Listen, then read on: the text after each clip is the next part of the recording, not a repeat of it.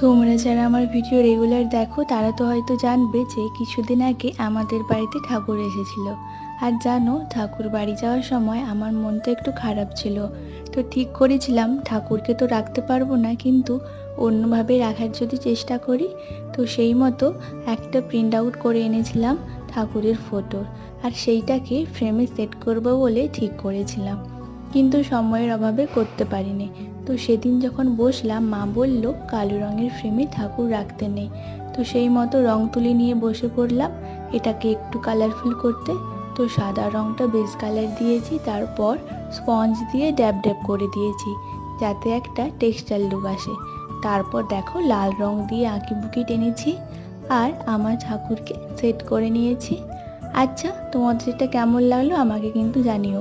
আর তোমরা যদি ঠাকুরের নাম জানো অবশ্যই কমেন্ট করে জানিও। আজ তাহলে আসি, টাটা।